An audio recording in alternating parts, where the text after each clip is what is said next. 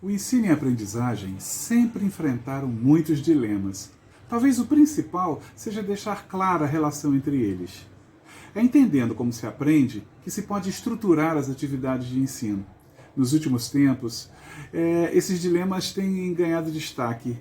E eu e a professora Isabel Parolin resolvemos criar a websérie Dilemas do Ensino e da Aprendizagem, uma conversa entre a escola e a família. Nosso objetivo é colocar luz em questões que a escola particular precisa refletir para minimizar os conflitos, em especial com os pais que contratam seus serviços. Os capítulos da websérie ficam disponíveis no canal Sala dos Professores no YouTube. Divulguem, compartilhem. Vamos resolver esses dilemas e intensificar essa conversa. Escolhemos como disparador as dramatizações porque entendemos que esse seria um jeito de chegarmos mais perto de você, diretor, coordenador, professores, enfim, famílias, enfim, toda a comunidade escolar. Esses personagens não existem exatamente na vida real. É uma reunião de diversos discursos, de diversas frases, de diversas situações, que tanto eu como o Júlio ouvimos ao longo da semana, nas nossas reuniões, e fazemos uma composição para que ele chegue nos seus corações, para que ele chegue nas suas escolas, como um meio de fazê-los pensar sobre essas situações, sobre esses dramas que a vida tem nos ofertado.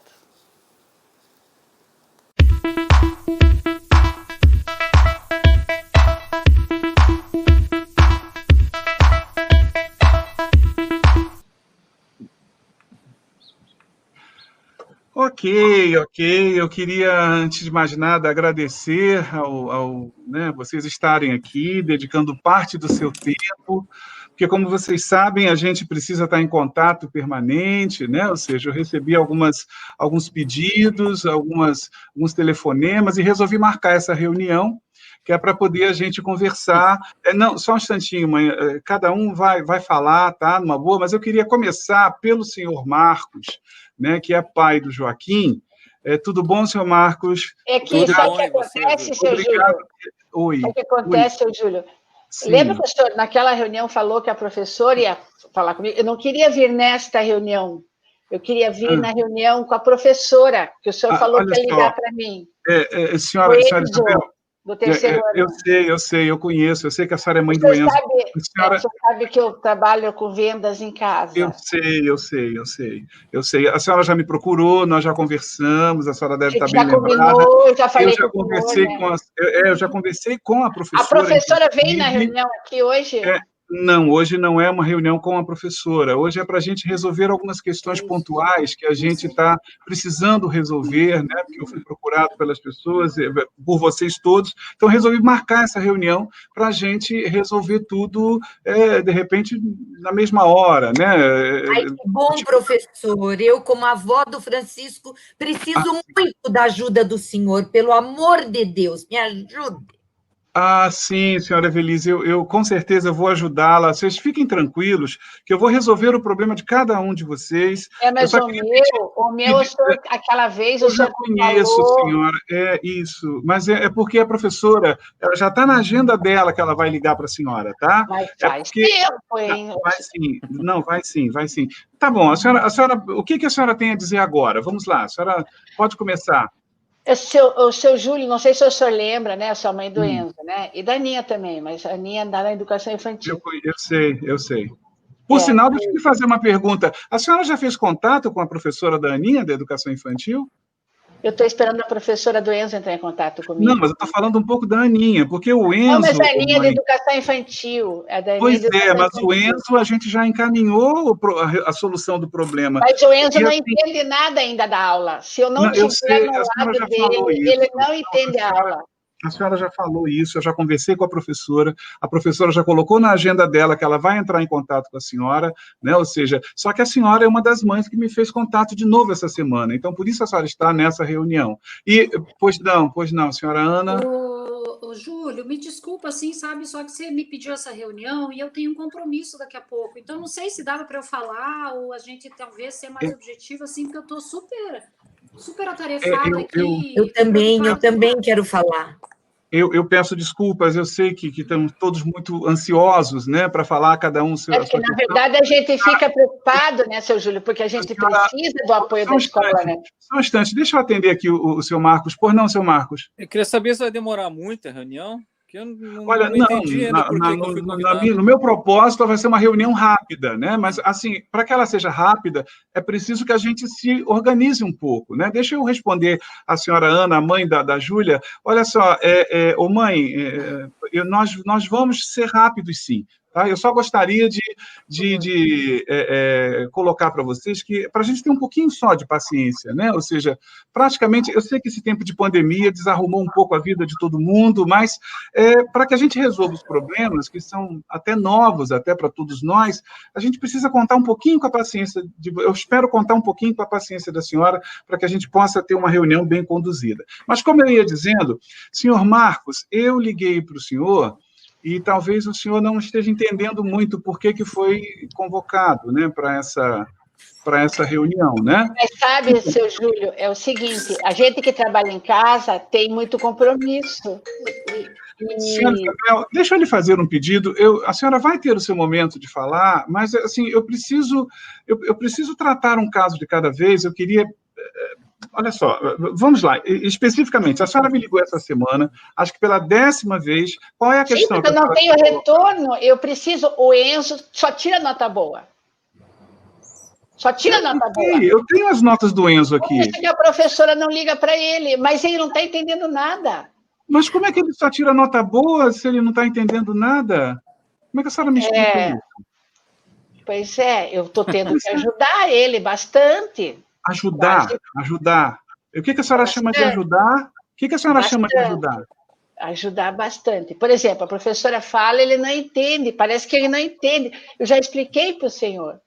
Isso, eu já conversei com a professora. Olha, se o problema da senhora for exatamente o mesmo problema que a senhora já vem trazendo há algumas semanas, ele já está sendo resolvido. Eu pediria só um pouquinho, que a senhora tivesse um pouquinho de calma, que eu vou ligar para a professora para ela se antecipar no seu atendimento. Senhora Evelise, a senhora é mãe é avó do Francisco, é isso? Que confusão, né? Eu que sou avó, né, seu coordenador? O senhor que está fazendo confusão. Eu sou a avó do Francisco. A minha filha, o meu genro trabalham muito e deixam o Francisco comigo. Agora o senhor veja bem. Eu tenho que... Ele não consegue ficar na frente desse negócio. O senhor vai ver, no meu tempo não tinha nada disso.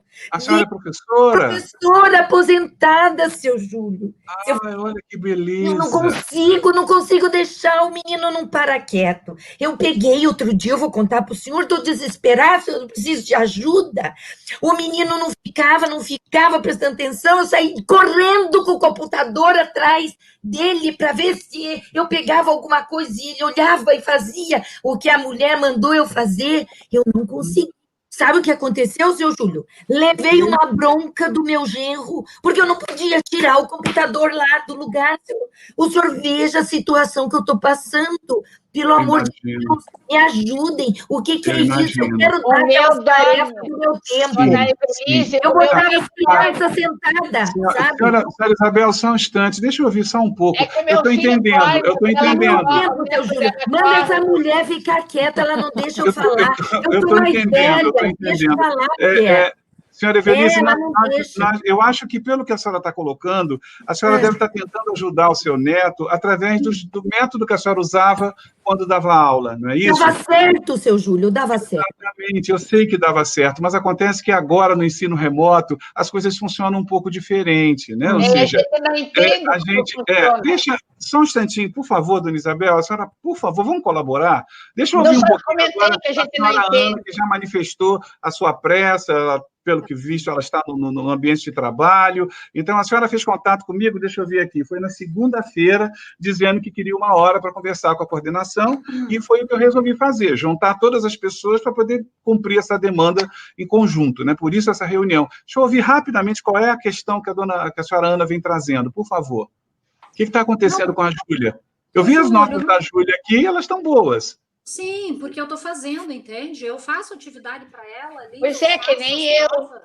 Porque, assim, depois eu explico, tá? Não se preocupe que depois eu vou explicar tudo direitinho para ela, mas é que o negócio é o seguinte, eu estou trabalhando, e eu estou com muita demanda de trabalho, o senhor não tem ideia do quanto que eu estou trabalhando, e tem que lidar com casa, com ele, aí minha irmã também, que agora teve que voltar, não está mais em trabalho remoto, deixa meu sobrinho aqui, então, assim, sabe, para não me estressar, eu estou fazendo as coisas para ela, então ela está cumprindo bonitinho. E aí depois eu explico, depois eu faço tudo direitinho. Então é só isso que eu queria que vocês entendessem, entendeu? Que tá vindo muita coisa, então eu tô fazendo para ela, né? Porque não dá, ela é muito pequena, ela não consegue fazer sozinha. Mas só para vocês. Eu faço pro Enzo também, às vezes, né? Eu também, às vezes, a faço gente já conversou, né, senhora Isabel? A gente já conversou. Senhora Ana, deixa eu lhe dizer uma coisa. Só, não é talvez esse método que a senhora está achando que está ajudando a Júlia, com certeza não está. Porque o fato da Júlia ter que desenvolver as atividades é que vai promover a fazê-la aprender alguma coisa. Se a senhora está fazendo por ela e dizendo que depois explica, não, só um instante, por favor, olha só, isso não está correto, a senhora precisa entender isso. A sua explicação não é a explicação da professora, né? Ou seja, não é o seu papel explicar para a Júlia, o seu papel é fazer com que a Júlia cumpra as tarefas, né? Eu sei que estamos todos muito estressados, que temos que trabalhar, pelo visto a senhora está trabalhando o tempo todo, mas a gente precisa reservar esse tempo, pelo menos para cobrar se as tarefas estão sendo feitas. Fazendo dessa forma que a senhora está fazendo, com certeza não está ajudando. Peraí, só um pouquinho, eu vou desligar aqui. Tá bom. Seu Marcos, deixa eu explicar para o senhor por que eu chamei o senhor aqui. O senhor, naturalmente, deve estar achando estranho o que eu estou fazendo aqui, mas deixa eu lhe dizer uma coisa. O Joaquim não tem entregue tarefas. Ele entrega uma tarefa, fica 2, 3 tarefas sem entregar, ele faz uma coisa, ficam vários dias sem responder, a professora tenta falar com ele, ele não atende. Na hora da aula presencial, na hora da aula online, o Joaquim só fica de câmera fechada, ele não abre a câmera ao momento nenhum.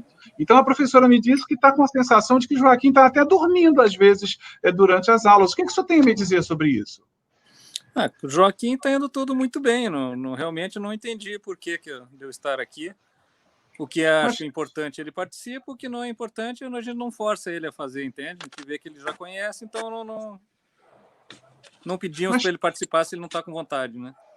Então, o Joaquim só faz a atividade quando ele está com vontade, é isso? Mais ou menos isso. E o senhor acha que está certo essa atitude com o Joaquim? O senhor acha que isso ajuda ele? Eu acho que sim, por causa que ele sabe já a matéria, sabe de tudo, então não tem problema para ele. Olha, não é bem o que as notas do Joaquim o Enzo dizem. não sabe, o Enzo não consegue. Senhora Isabel, olha só. Como é que a gente explica? Quem sabe a professora ali, aposentada, pudesse me ajudar. Foi um exercício lá, 208 menos 49. Aí eu perguntei para o Enzo, dá para tirar 8, tirar 9? Aí ele dizia, não, daí empresta do 0. Não é nada disso. Empresta do 0, daí fica 10, daí o 0 fica valendo. Não, como é que o tá 0 tudo errado. empresta? Mulher, tá tudo errado. Na minha época, a gente sentava, explicava como era e não pergunta para a criança. Manda ela fazer do jeito que você ensinou e acabou. Mas a senhora Denise, só um instante. perguntar. Gente, olha, vocês desculpem, tá, senhora Ana, olha só, eu vou encerrar essa reunião. Eu já percebi que não deu certo a minha estratégia. Eu esperava que nós pudéssemos conversar calmamente, mas, pelo visto, eu vou fazer o seguinte: eu vou fazer o contato individual, porque assim nós poderemos conversar. Pois não, senhora. Porque não tem muita necessidade. Né? Porque é o seguinte, porque assim, você disse que não é para eu fazer para ela, né? Mas aí você está cobrando do pai do Joaquim, que o Joaquim não está fazendo. Se eu não fizer para ela, vai ser igual o Joaquim, ela não vai fazer. Mas olha só, senhora, eu não estou cobrando que ele faça a atividade pelo Joaquim. Eu estou cobrando que ele, enquanto pai, leve o Joaquim a fazer. Ou seja, que ele enquadra o Joaquim, que ele mostra ao Joaquim a importância de fazer as atividades, não fazer por ele. Com certeza, se eu falei isso, a senhora me desculpe, eu não usei a palavra correta, mas como eu ia dizendo, eu vou precisar encerrar a reunião, tá? A gente já está aqui com quase 15 minutos Como de é que eu reunião. faço, seu Júlio, para explicar para a criança do professora zero vai que entrar em aprendeu contato e ficou valendo 9? Senhora Isabel, a professora vai entrar em contato com a senhora. Senhora Evelise, eu vou fazer contato com a senhora para poder conversar a respeito da sua dificuldade, tá bom? Muito obrigada, muito obrigada. Obrigado pela sua presença. Senhora Ana, desculpe ter ocupado o seu tempo, a senhora pode voltar aí para o seu trabalho. Tá bom, E tá bom. seu Marcos, que é a pessoa que eu mais estava ansioso por falar, né? Eu queria muito que o senhor entendesse a necessidade do Joaquim fazer as atividades, e não apenas quando ele está com vontade. Ou seja, mas eu vou ligar também para o senhor para a gente conversar sobre isso, né, individualmente. Eu agradeço. Eu prefiro que a professora do Enzo ligue. Ela vai ligar para a senhora, tá? A senhora, me desculpe, mas eu preciso encerrar a reunião agora, tá bom? Eu vou fazer os contatos, como eu disse, e daqui a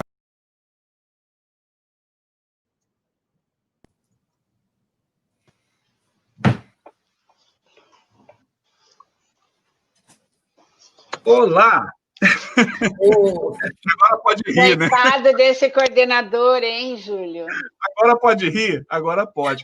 Tem uma mãe o que aconteceu com a mãe? Ela desconectou. Ah, aquela mãe estressada. Ela é tão atacada, aquela mãe. Entendeu? Ela foi chamada para esse momento, mas aquela mãe estava atacadíssima. Eu acho que ela esqueceu, eu não sei o que aconteceu. Ela não voltou, ela se foi. O que é isso? Deixa eu perguntar para ela aqui se ela não vai voltar. Será que ela entendeu que tinha que estar nesse momento? Eu acho que ela desligou, Júlio. Será? Puxa!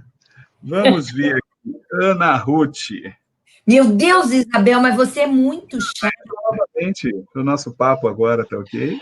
Você é muito chata, Isabel. Bom, continuando, pois é, ela segue a risca, né? Meu Deus! Risca, mas foi ótimo, porque você não deixou eu falar com o Marcos, é exatamente isso que eu queria, né? Bom, gente, é isso. Estamos aqui no nosso terceiro episódio da série Dilemas do Ensino e da Aprendizagem, né? Uma conversa entre a escola e a família, que tem como objetivo, né, discutir algumas questões que estão surgindo, que estão acontecendo aí no cotidiano da escola e que envolve a família, que envolve professores, que envolve a escola e que envolve a aprendizagem, né? Tivemos hoje como elemento disparador uma reunião de pais, reunião de responsáveis, né? A feliz ideia que o coordenador teve de reunir todos de uma vez só para conversar, né, online, para poder otimizar o tempo dele. E parece que não foi lá uma boa ideia, né? Mas vamos lá. Esse momento é o momento que a gente reserva para conversar um pouquinho a respeito do que a gente viu, e pelo que a gente viu, a gente tem muita coisa ali para conversar, né? Ou seja, a gente tem muitos enganos. Olha, a Ana está voltando, a mãe da Júlia está voltando. Que bom que você voltou, mãe da Júlia. Agora, como Ana Ruth, estarei bravo. Que bom ter você aqui agora, né? E que bom, a gente já está mostrando, falando nesse nosso segundo momento, que é um bate-papo a respeito do que aconteceu na cena, né? E está aberta aí as nossas discussões. Eu acho que vamos ver quem é que quer começar a falar alguma coisa sobre a reunião que tivemos. Eu acho que nós podíamos começar, né, Júlio, pedindo para as nossas duas convidadas se apresentarem e de que lugar elas falam, né, para que a gente pudesse entender, assim, que as pessoas que estão conosco pudessem entender o ponto de vista de cada uma, né? Acho que seria interessante, apesar das duas serem conhecidas, bastante conhecidas, mas sempre é bom retomar essa apresentação. Enquanto a Ana está se aprontando ali, talvez... Organizando, desculpa, gente, deixa eu só... Tá. Enquanto a Ana Ruth disseste o personagem, que pelo jeito um pouquinho da agitação do personagem da Ana ficou aí.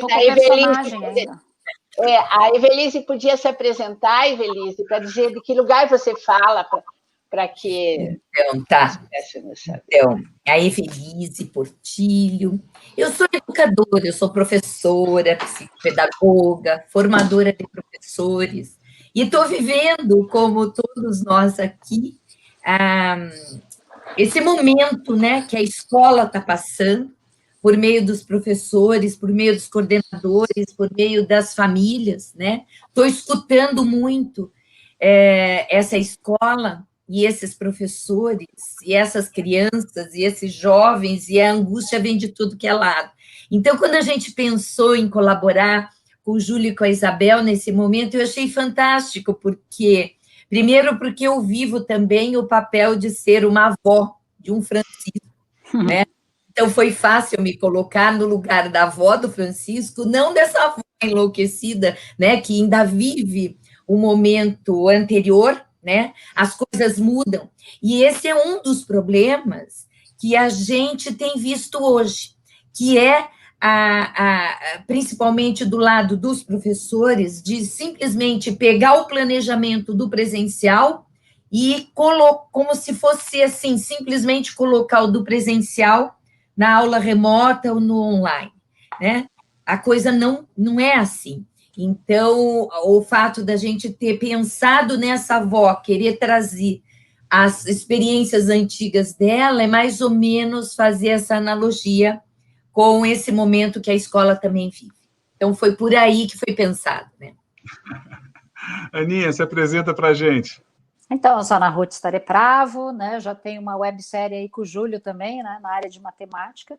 E eu fui convidada aí pelos meus dois queridos amigos, Júlio e a Isabel, né? E tive a oportunidade de reencontrar a Evelise, que eu não via há muito tempo também, né? Nem que seja aqui pelo quadradinho, né? E a ideia era a gente pensar em algumas... eu acho que foi muito se sentir... como muitos pais têm se sentido, né? Eu, como educadora, não sou mãe da Júlia, mas sou mãe do André, do Rafael e do Gustavo, os trigêmeos de 9 anos de idade, que estão em educação remota, né? Mas eu fico pensando mesmo, quanto que eu mesma, como mãe e educadora que sou, às vezes eu tenho dificuldade de lidar também com o trabalho remoto deles. Eu não tenho que falar do trabalho da escola, acho que é um trabalho bem significativo, uma escola que tem um cuidado com vários aspectos, mas eu me vejo muitas vezes no papel de ser aquela que vai animá-los a fazer as atividades, né? E assim, não é porque a atividade é chata ou não tem sentido, é porque eles estão brincando, eles são 3, às vezes eles estão numa brincadeira super bacana, e eu tenho que ir lá e dizer para eles, gente, agora é a hora de ir para fazer a tarefa, né? Então, como que a gente faz isso? E na maioria das vezes, depois que eles entram, eles até ficam felizes, fazem, mas esse primeiro movimento, enfim, só que a gente estuda a educação, tem uma série eu acho que de instrumentos, de ferramentas para lidar com coisas que talvez a maioria dos pais não tenham, né? E eu fico pensando como é que uma mãe, de repente, como a da Júlia, que está sempre trabalhando, que está preocupada, que está estressada, né? Se ela não acaba mesmo fazendo, né? Porque talvez muitas pessoas não tenham ideia do que é o aprender. A gente viveu uma escola que queria resultado. Então, os pais vão lá e fazem a tarefa para dar o resultado, e tudo bem, né? Não estão, às vezes, muito preocupados com essa questão da aprendizagem. Ou não compreende o que é isso, né? É verdade. De minha parte, assim, né, eu persisto na mãe do Enzo, né?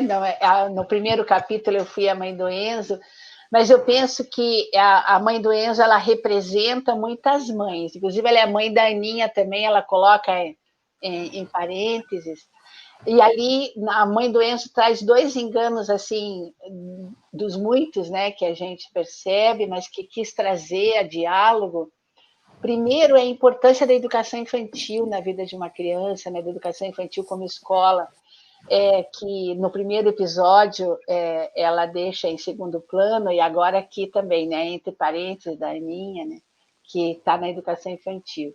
E depois a tentativa dela, a gente vê que ela é uma pessoa mais simples, assim, na sua forma de viver, na sua forma de refletir a vida, na sua forma de resolver as coisas, e ela depende muito da ajuda dessa escola, né? E ela não sabe encaminhar. A pergunta que ela faz ali, né? Ela saberia fazer essa conta, ela sabe fazer 208 menos 49, mas quando o menino responde para ela, né, a questão que ela trouxe, Mas o 0 ficou valendo... Como é que o 0 ficou valendo 9? Talvez até a Ana possa explicar isso.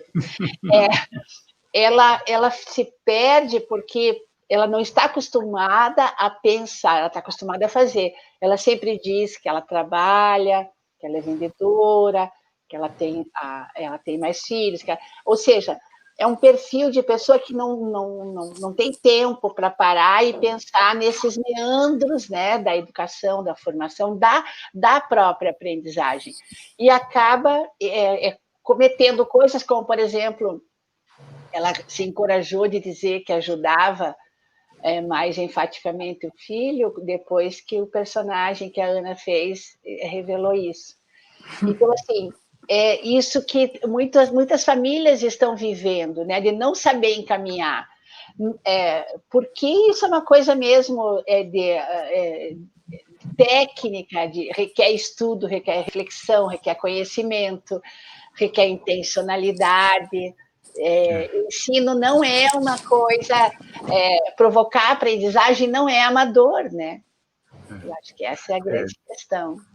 Eu acho que nesse primeiro momento a gente está fazendo um painel, né, daquilo que a gente representou no primeiro momento. Eu acho que esse coordenador ele acaba sendo um retrato também da média dos coordenadores, em especial de escolas privadas, né, público para o qual a gente se dirige bastante, que é uma pessoa em vários momentos perdido mesmo, né? E perdido e dividido entre, ou seja, olhar para esses pais como clientes da escola, né? Que é uma questão que se coloca nas escolas particulares, olhar para o processo de ensino remoto que ele está aprendendo, é um processo que ele não domina, né? Ou seja, então ele precisa, nesse momento ele está fragilizado, ele está tendo que coordenar um processo que ele não conhece a fundo, né? Ou seja, eu tenho feito contato com vários coordenadores que também acreditavam que era simplesmente transpor aquele modelo de aula que se tem presencial, né, para frente de uma tela, né? Ou seja, coordenadores que ainda acreditavam nisso e que quando a gente conversou, eles admitiram, falaram assim, nossa, mas e aí, existe uma pedagogia do ensino remoto, né? Ou seja, que pedagogia é essa? Existe uma pedagogia da pandemia? Como é que se faz? Está todo mundo fazendo de forma emergencial. E eu vejo os coordenadores, assim, no meio do caminho, levando pedrada de todo lado, às vezes, né? Eles levam pedrada dos professores, né? Para o professor, quem é o coordenador? Me diz, como é que eu faço? E agora? Como é que vai ser a avaliação? Né? Eles levam, de certa forma, também dos gestores, né? Dos diretores, que, olha, eu confio em você, hein? Olha, está na tua mão, pelo amor de Deus, ou seja, rédea curta, mantenha esse processo, né? Ele recebe também essa carga dos pais, né, onde ele tem que ter resposta, né, visto que várias pessoas na reunião, eu quero entender como é que você vai resolver o problema, ou seja, né, tudo que colocam para isso. E no final das contas, ele mesmo acaba produzindo uma autoexigência que eu acho que ele acaba se frustrando muito, né? Eu tenho visto assim esse coordenador em geral muito frustrado. Eu tenho contato com vários coordenadores de escolas que estão, assim, numa grande maioria, tomando antiansiolítico, entendeu? Assim, então, a coisa não está fácil, não. Eles estão, assim, num redemoinho, concorda, Evelise? Que está bem complicado. Eles estão sobrecarregados, eu tenho falado muito com eles, inclusive a gente tem uma pesquisa com pedagogos, e que estão relatando exatamente isso, eles estão super sobrecarregados. Eu tenho pedagogo me falando na escola que ele fica 12 horas, uma hora ele está no computador e outra hora ele está no celular, ele não desgruda, porque uma hora um te chama, outra hora outro te chama. Olha a loucura que ficou isso, quer dizer... Loucura. Não se parou para organizar, planejar nada, a coisa foi acontecendo, né, Júlio? Exatamente. É um estresse que as pessoas estão efetivamente adoecendo. Estão. Então, precisaríamos entrar com urgência, né? Para falar para eles. Vamos mais. Adoecendo mesmo. Você me falou uma coisa, outro dia uma coordenadora falou que uma das mães, uma mãe de aluno, médica, né? E está de plantão em plantão e tal, ela é intensivista, alguma coisa assim, e que ela estava precisando falar com essa mãe, não conseguia e tal, e a mãe teve um tempinho, iria ter um tempinho, no plantão da madrugada, né? Entre 2h e 2h30 da madrugada, ela tinha um intervalo no hospital, e ela pediu se ela não podia, entre 2h e 2h30 da madrugada, atendê-la, e, pasme, a coordenadora concordou e atendeu a mãe. Acordou. Que é outro problema. A gente não bota limites daí. Nem na gente, nem no outro, né? É complicado. Exatamente isso. Eu acho que agora o interessante, talvez, seja a gente começar a perceber alguns enganos, né? Alguns equívocos que principalmente as mães que a gente percebeu naquela reunião ali, né? O que você acha, Isabel? Eu acho que é um bom caminho, assim, né? Tipo, falar um pouquinho dos grandes equívocos, até mesmo, não tanto conceituais, que não é o nosso objetivo entrar aqui por um processo teórico, mas de tentar mostrar um pouquinho, né, em que ponto que esses equívocos mais se manifestam aí no dia a dia da escola. Eu quero começar com eu anotei aqui vários, mas eu quero começar com um que eu tenho trabalhado bastante, e que é uma linguagem, não é muito corriqueira dentro da escola, mas que ela está entrando aos poucos na escola, que é a questão da atenção plena. Né? Eu acho que hoje, se a atenção já estava comprometida antes da pandemia, porque nós tínhamos notícias vindo de diversos canais e de áreas de conhecimento diferentes, falando de todos os distratores que a sociedade nos oferta e de como é que a gente lida com esses distratores, o tempo de atenção das pessoas, enfim. Eu acho que, sobretudo, assim, nessa reunião a gente mostrou muito assim, o quanto está difícil esse tempo na frente da tela, né? Esse tempo que nos cansa tanto, porque a tela ao mesmo tempo que ela tem sido fantástica ao nos aproximar, né? As lives, por exemplo, que você reúne pessoas do Brasil inteiro. Nesse exato momento, nós não sabemos exatamente pessoas de quantos lugares, né, Júlio, diferentes estão aqui nos vendo, número de pessoas que presencialmente não abrangeríamos, enfim. Mas, por outro tempo, a multiplicidade de demandas que se tem, né? A coisa do trabalho remoto, a coisa de estar numa reunião e estar de olho em duas reuniões, muitas pessoas em duas reuniões, né? Clicados em duas reuniões, ou seja, e por ser uma coisa muito nova para todos nós, a gente tenta dar uma resposta, dar uma resposta adequada, o mais adequada que se possa dar, né? Eu acho que em tempos normais a coordenadora não aceitaria falar com a mãe às 2h30 da manhã, mas estamos num tempo difícil, num tempo atípico. Eu penso que os coordenadores e professores e pais estão tentando dar uma resposta adequada para um momento muito diferente e muito inédito. E essa questão da atenção plena tem sido bastante prejudicada. Eu estou falando isso porque, como eu trabalho com grupos, né, também de professores, dizer assim, como está difícil planejar uma aula e seguir o rumo, como está difícil ir lá e fazer as tarefas de casa, porque eu tenho que fazer minha gravação, como está difícil atender uma família que já tem outra, da 8h45 entra outra família. Então, e nesse tipo de relação, 8h45 é 8h45, né? A pessoa entra lá, é diferente quando você está presencial, a pessoa chega, toma um chazinho, senta no sofá, a secretária conversa, passa uma professora. Então, há também os distratores, esses mesmos distratores que nos tiram da atenção, também nos ajudam a entrar no papel, a esperar tal, diferente de uma reunião que você marcou pelo seu aplicativo ou pela plataforma que a escola elegeu, que nós elegemos. Então, a primeira coisa que nossa reunião demonstrou é a dificuldade que as pessoas estão tendo de dar atenção, de estarem presentes de modo pleno ao que estão fazendo. Legal.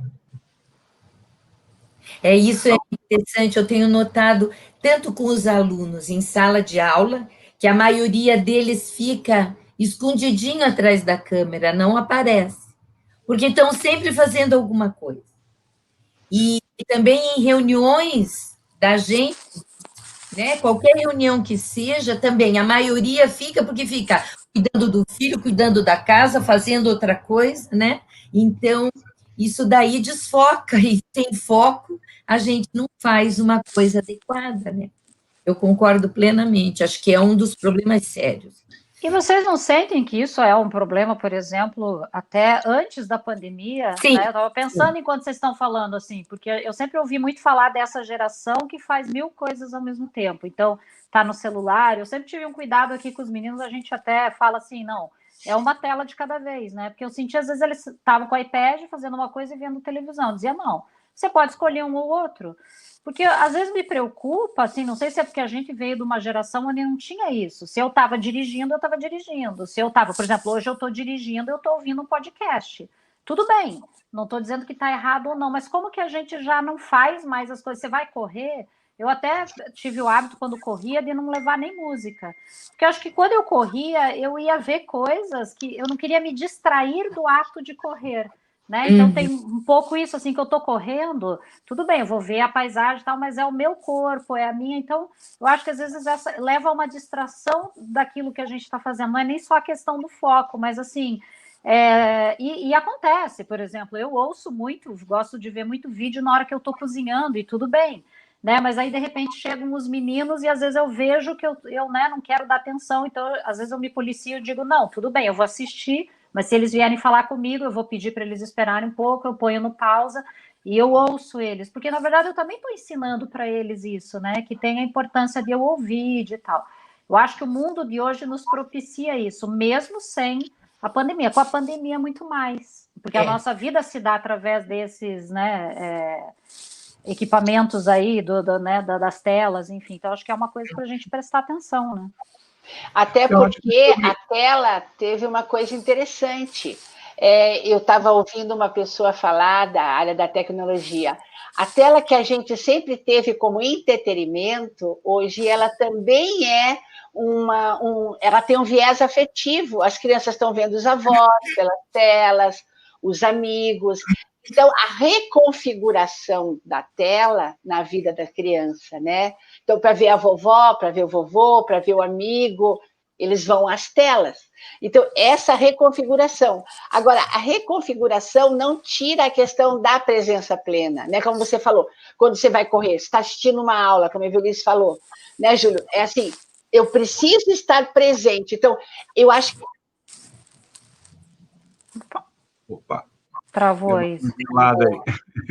Eu acho que isso que a Isabel está falando, isso que todos disseram, também está muito relacionado a uma grande... Sair do ar, todo mundo saiu, fui só eu. Não, só parou um pouco você isso. Congelou, voltou agora. Eu estava até eu tenho a impressão, vocês aqui. Estão travados para mim, fui eu que travei ou foram vocês que travaram? Ou fomos todos nós? Não, ninguém está travado. Tá, então é para mim, a minha internet aqui. A coisa a importância dos espaços de referência. Né? A importância dos espaços de referência, tenho trabalhado muito com isso. O quanto os espaços de referência nos ajudam a entrarmos no papel. Então, quando a Ana falou, quando vai correr, ela não queria nem ouvir música, porque ela queria ouvir o barulho das coisas. Eu também, quando vou andar, eu não levo fone de ouvido, eu não corro, eu ando, porque eu quero ouvir o barulho da rua e tal. Mas, ao mesmo tempo, eu estou aqui numa tela, eu vou falar com os meus netos pela tela. Então, eu acho que essa reconfiguração e esses espaços de referência são uma coisa interessante da gente reconfigurar mesmo. Mas eu acho que também tem o componente da dificuldade de se manter no presente, né? Que eu acho que, como a Ana muito bem lembrou, isso não é de hoje, isso sempre foi uma grande dificuldade do ser humano, né? Ou seja, se manter no momento presente. Onde é que eu resolvo meus conflitos? Estando em conflito, né? Como é que eu faço a gestão das minhas emoções? Sentindo as emoções. A gente já vinha, antes da pandemia, num processo de negação de emoções, num processo de atropelar, uma dificuldade grande de fazer contato conosco mesmos. Por quê? Porque é pressa, é rapidez, eu tenho 10 mil coisas para fazer, mas não é por isso que eu não faço contato comigo. Eu acho que a gente também precisa entender que a pandemia, eu acho que tem esse viés também, a pandemia é um momento que está todo mundo louco para sair dele. Né? Ou seja, a pandemia ela desconfigurou a vida de todo mundo, digamos assim. Minha vida está desconfigurada. Tudo bem que eu reclamava pra caramba da vida que eu tinha, eu não aguentava mais aeroporto, eu não aguentava mais ficar em hotel, eu não aguentava mais, sabe, aquele negócio de vir para lá e para cá, andar em carro de secretaria de educação, de um lugar para o outro, e altamente estressante, realmente, eu estava muito estressado. Aí, de repente, a coisa se reconfigurou, mas eu preciso construir, eu não gosto da expressão novo normal, né? Mas eu vou usá-la. Eu também não gosto, não. Eu prefiro falar um novo real, é a nova realidade que está aqui.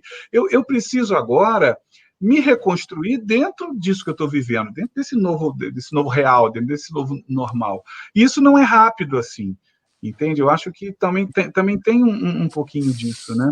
Agora, se vocês me permitem, eu percebi uma outra coisa na reunião, que eu acho que isso é uma constante quando a gente fala de escola, que na verdade, a dificuldade que a escola tem de sair daquele paradigma, né, escolar que a gente há décadas conversa, de sair do paradigma instrucionista, né, do paradigma da transferência de conhecimento. Como é que isso, cada vez mais eu me surpreendo, como que esse paradigma é forte, né? Ou seja, é um paradigma muito potente, é impressionante. Eu cada vez mais me convenço, né, algumas pesquisas estão apontando por aí que a gente se forma mesmo nesse processo interativo com os professores que teve.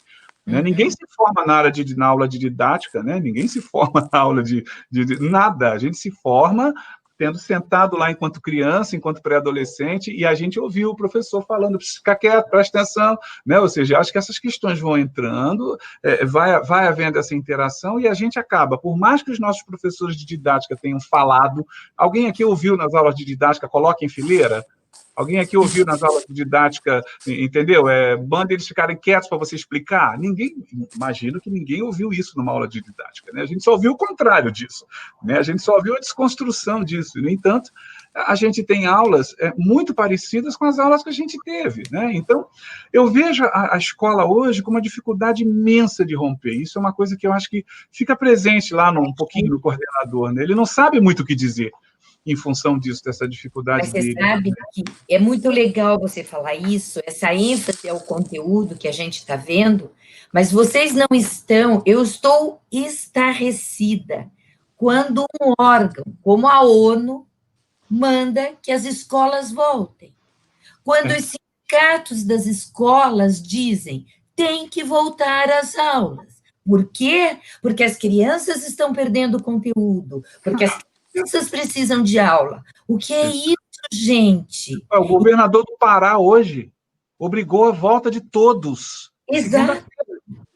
Daí você diz, sabe, não é a escola, é uma mentalidade muito maior que está por trás, que tem a ver com toda uma cidade, uma constituição, assim, nós somos muito consumistas, né? É uma coisa muito presa ao fazer, ao ter, né? Então, eles não estão tendo conteúdo, eles não estão tendo aula. É um absurdo. O ano está perdido. O ano está perdido. É isso, gente. É isso. Parece que esse pessoal não conhece criança e nem jovem. Eu que dou aula na universidade, você não controla adolescente, gente. Você não controla a criança pequena, todo mundo sabe, mas o jovem você não controla também. Então, parece que esse pessoal vem de um outro lugar, de um outro mundo, que não estão vendo, né? Que nesse momento a gente não pode estar voltando. Exatamente. E não está controlada a pandemia, né? Exatamente. E também uma outra coisa, eu não quero chegar na exata questão, mas, por exemplo, eu chamo o pai do Joaquim para reunião, né, exatamente porque ele manda uma tarefa, não manda outra, e eu ouço do pai do Joaquim uma coisa muito tranquila, assim, tipo, é porque às vezes ele não está a fim de fazer. Eu falo, meu filho, vai jogar videogame. Tudo bem. Tá? Eu não estou aplaudindo plenamente a situação, eu acho que a questão do limite conta, sim, eu acho que é preciso colocar ordem na casa, é preciso estabelecer essa rotina, mas também a gente não pode negar que estamos todos nós numa situação fragilizada, numa situação onde a gente não está apoderado dos nossos potenciais. A criança também não, o Joaquim também não.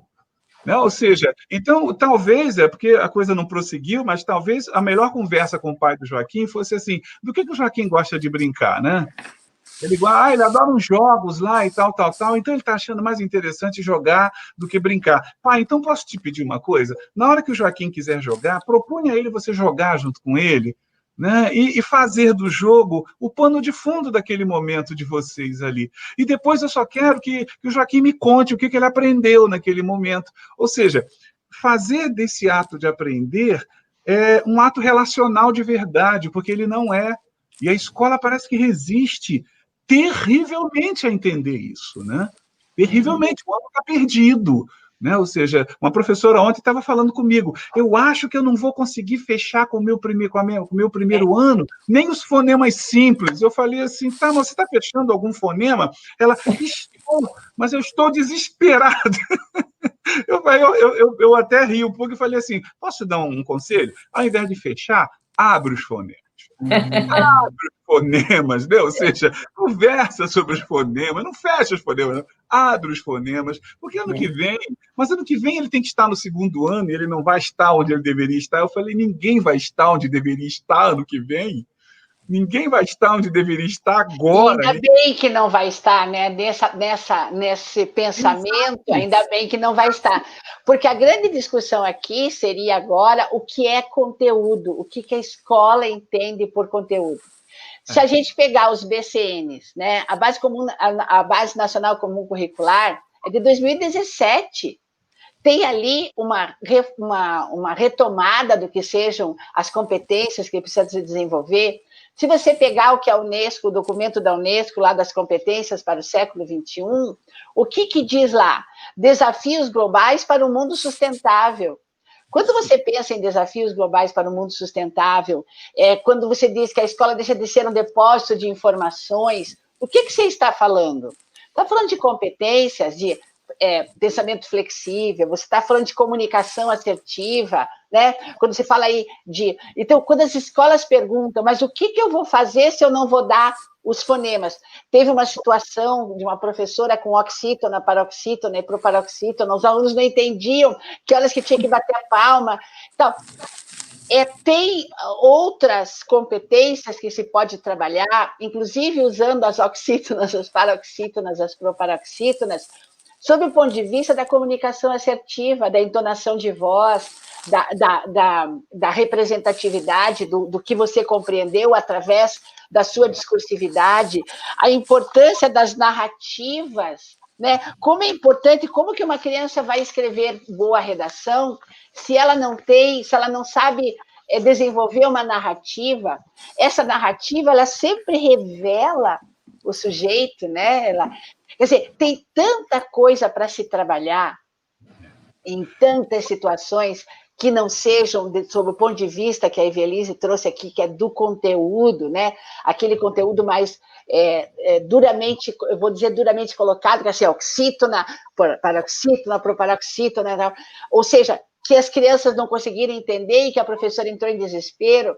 Tá, mas trabalha a narrativa, trabalha a contação de história, trabalha uma história, a criança tem que ler uma história e contar o começo, o meio, o desenvolvimento da história e o fim dessa história, e depois vamos encurtando essa história, vamos encompridando essa história.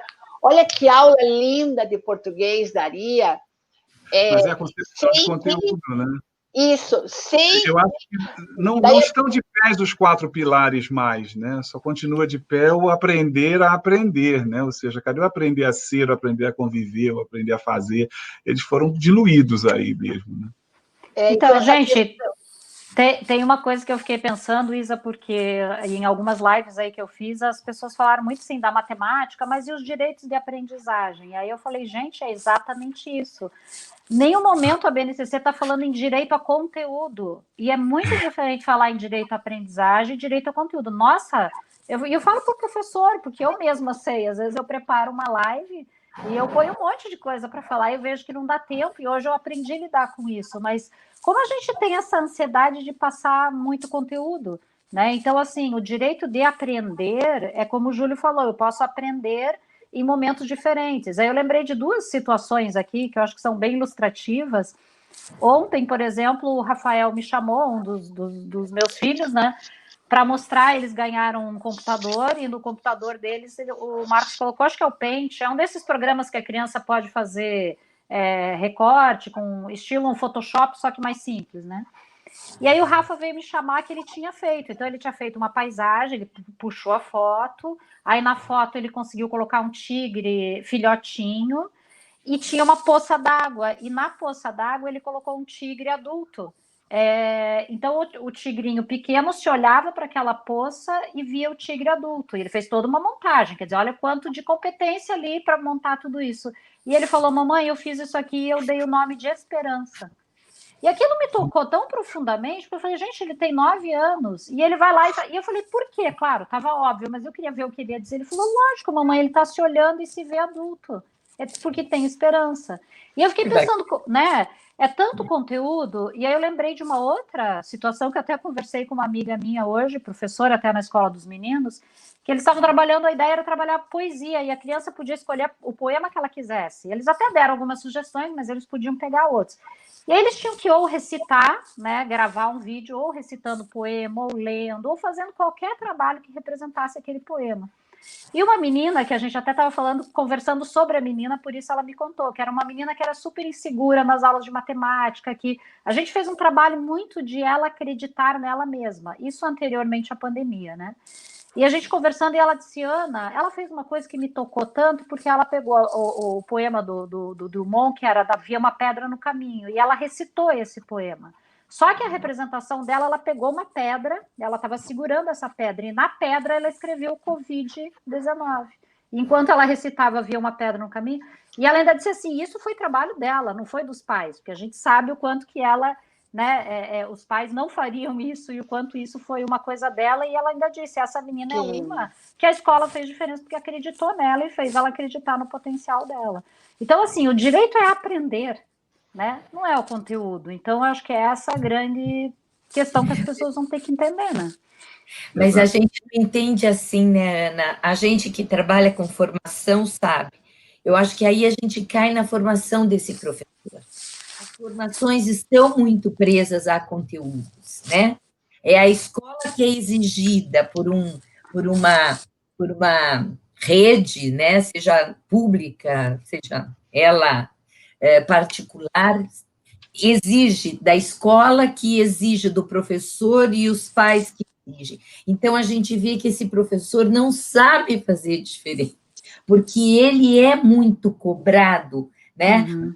Isso, essa semana você tem que dar isso, você tem que fazer assim. Então, como a gente, ninguém aqui, pelo menos, ninguém chegou na minha universidade e disse assim, Evelise, você quer entrar nisso? Da noite para o dia eu tive que entrar. Ninguém se preparou para estar aonde a gente está.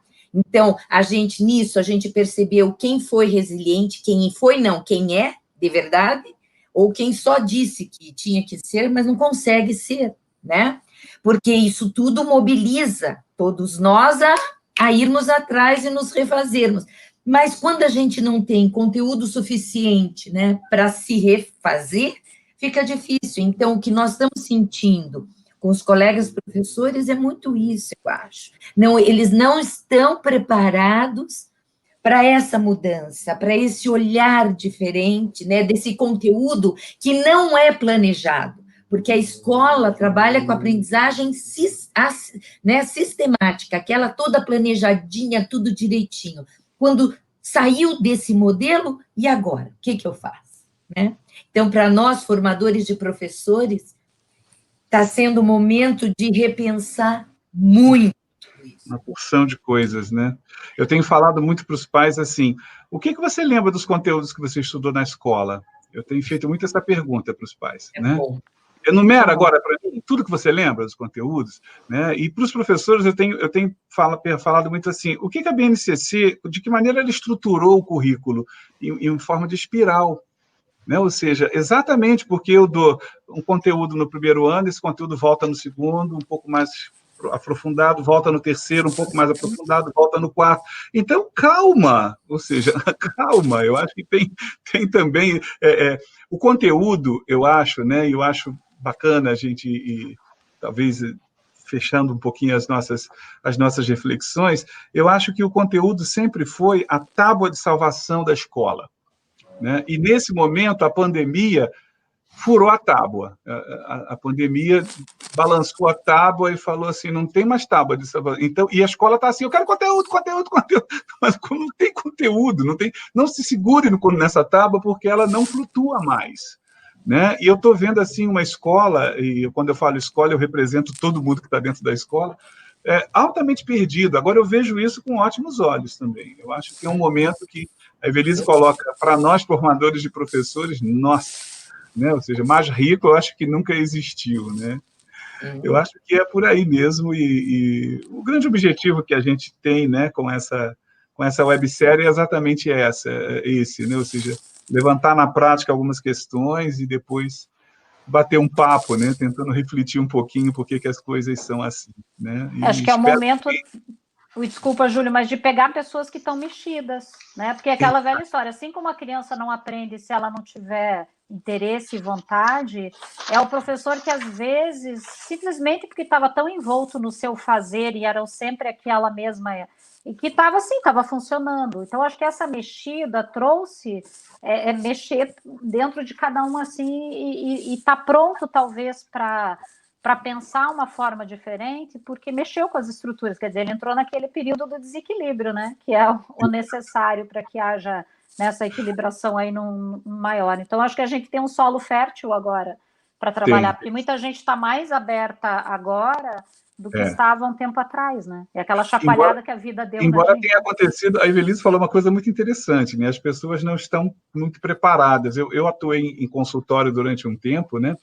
E eu lembro que chegavam, principalmente mães de adolescentes, com eles pelo braço, falando assim, trouxe para fazer terapia, toma, né? Ou seja, tem que fazer terapia, aquelas coisas, né? E eu tinha um tempo enorme para mostrar para essas pessoas, essas mães, que a coisa não funciona bem assim. Eu vejo que esse momento de pandemia foi um pouquinho assim, né? Pegou assim no braço de todo mundo, principalmente dos professores, dos coordenadores, pobre coitado do coordenador, e sentou dentro do consultório, senta! Você vai fazer. Ele não estava escolhendo fazer terapia, mas ele foi jogado dentro de um processo terapêutico que, ou seja, tem que pegar no tranco, né? Alguns já estão pegando, outros pegaram, talvez outros não peguem, termina até não pegue, mas que foi assim como se tivessem jogado lá no divã, né? Ou seja, sem a pessoa ter escolhido, é um pouco a sensação que eu tenho, né? E que aproveitemos a coisa como pode ser e precisa ser, né? Isabel, acho que é o tempo da morte do quadro de giz, na metáfora, né? É a morte do quadro de giz. Depois que a gente viveu na frente da tela, que os alunos viveram, que eles acessam, que eles postam, que eles abrem tudo que eles querem ali. Eu estava ouvindo alguns professores contando que os alunos conseguem entrar, só dizem assim, professor, abre o compartilhamento de tela, aí abrem, tem desenvoltura com isso, o professor começa a entender que o quadro de giz dele como é que você falou? Não flutua mais, né? Não flutua mais, não dá mais para se agarrar nessa metáfora do quadro de giz. Tem uma coisa que eu acho bem interessante, que vem da filosofia, eu lamento não saber exatamente quem disse isso, mas eu sei que só é útil, assim, eu percebo isso da filosofia, que eu digo assim, eu imagino que algum filósofo disse isso, mas é uma coisa de pensamento, de construção de pensamento. Só é útil o conhecimento que nos faz melhor pessoas. Sim.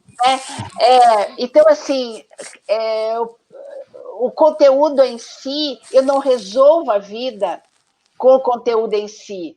O conteúdo me ajuda a resolver a vida. Se eu olho no meu clima-tempo e vejo que está 2 graus, e eu tenho uma experiência de vida, eu sei que está frio aqui em Curitiba.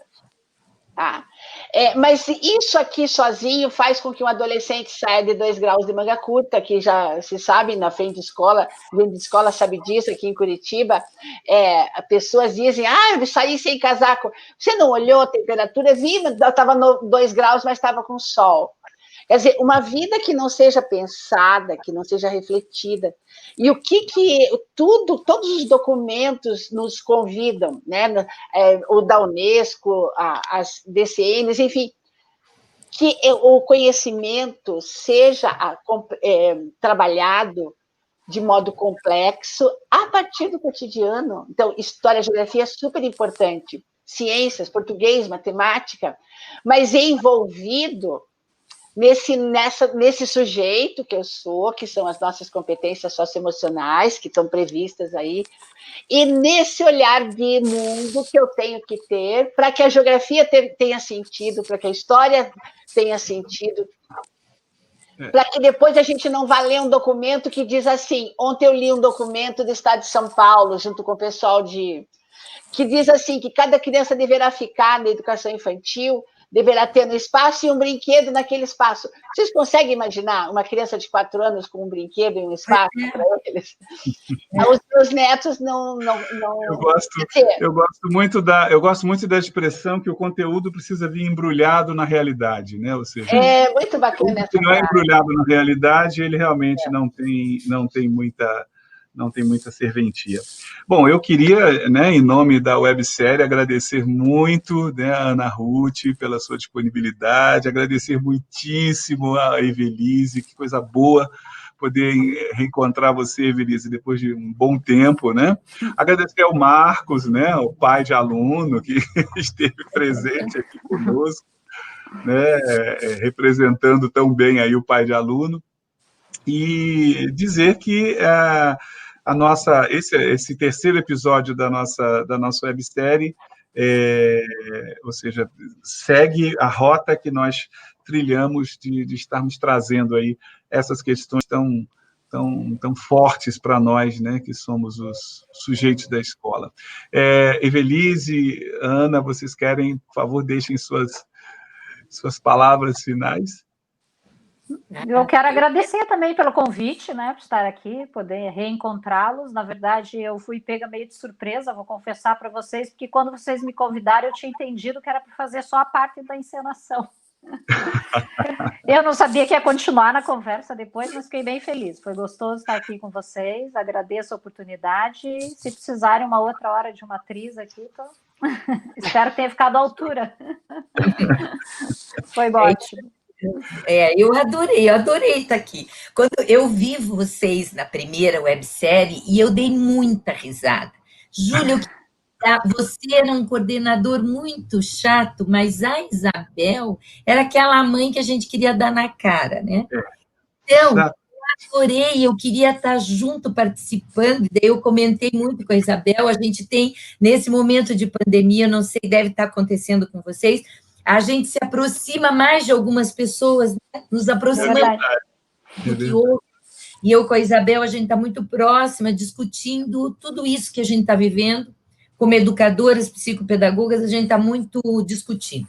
E a gente vem falando sobre tudo isso, eu peço muita ajuda, e a gente, enfim. Então, está aqui com vocês.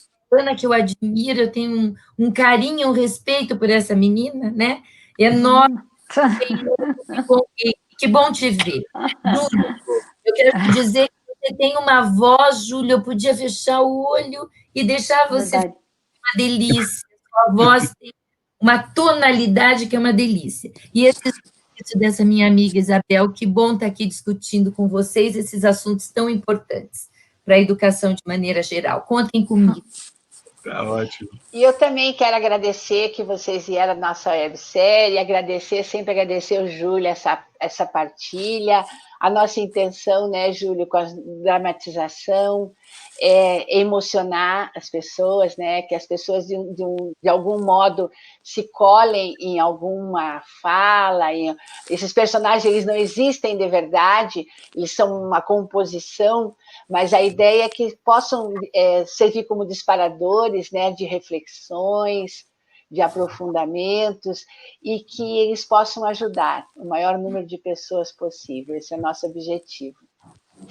Agradeço também, mando um beijinho no coração de cada um de vocês. Eu também, gente. Beijo. Mais uma vez, um beijo para todos vocês. Né? E, olha, sintam-se convidadas, viu? Ou seja, em outros episódios, né, para outros personagens e, com certeza, para um outro papo gostoso como esse que a gente teve hoje. Um abraço.